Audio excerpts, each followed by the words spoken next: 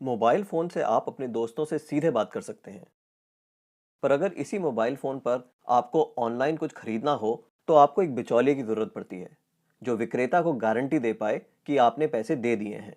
पर क्या ये मुमकिन है कि एक क्रेता और विक्रेता आपस में सीधे समझौता कर लें, बिना किसी बिचौलिए की सहायता के?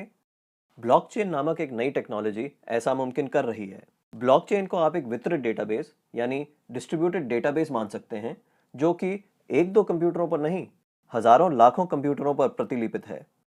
ब्लॉकचेन का हर एक कंप्यूटर हर एक रिकॉर्ड के पूरे इतिहास का वर्णन रखता है।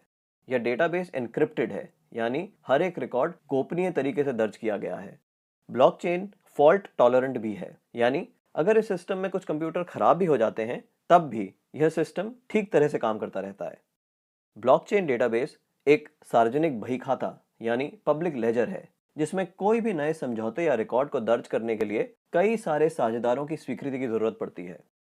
इसको हैक करना बहुत मुश्किल है, क्योंकि ऐसा करने के लिए हैकर को एक ही क्षण हजारों कंप्यूटरों को एक साथ हैक करना पड़ेगा।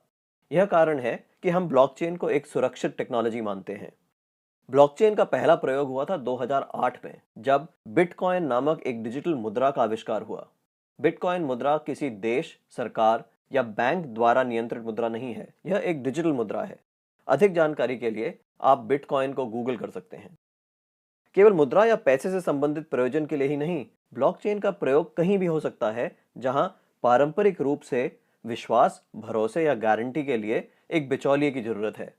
जैसे वह सभी सौदे जिनकी आज नोटरी पब्लिक या किसी सरकारी संस्था को पुष्टि करनी पड़ती है। मान लिया जाए कि आप एक मकान खरीद रहे हैं। आप चाहेंगे कि इस सौदे को सरकारी रजिस्ट्रार के यहाँ दर्ज किया जाए, ताकि आपको एक सरकारी दस्तावेज मिले जो साबित करे कि आप उस मकान के कानूनन मालिक हैं। पब्लिक रजिस्ट्रार केवल इस सौदे का एक सबूत दे रहा है, और ऐसी संभावना है कि भविष्य में पब्लिक रजिस्ट्रार का काम ब्लॉकचेन टेक्नोलॉजी कर दे, क्योंकि उसमें दर्ज सौदे की भी उतनी मान्यता होगी जितनी आज रजिस्ट्री सर्टिफिकेट की है। सार्वजनिक होने की वजह से इसमें घपले की संभावना भी कम होगी। ब्लॉकचेन टेक्नोलॉजी के उपयोग के कई और संभावित उदाहरण हैं। जैसे किसी सरकारी योजना के अंतर्गत यदि एक गरीब आदमी को कुछ वेतन मिलना हो, तो ब्लॉकचेन टेक्नोलॉजी से उसको वह रकम सीधे उसके मोबाइल फोन पर दी जा सकती है। या अगर किसी प्राकृतिक आपदा से ग्रस्त लोगों को नुकसान भरपाई करनी हो, तो उनकी सहायता राशि सीधे उनके मोबाइल फोन पर दी जा सकती है। इससे भ्रष्टाचार भी कम होगा। शिक्षा में भी ब्लॉकचेन का इस्तेमाल हो सकता है। कागजी डिग्री के बदले छात्रों को ब्लॉकचेन आधारित डिग्री दी जा सकती है। इससे जाली डिग्री की समस्या का भी समाधान हो सकता है।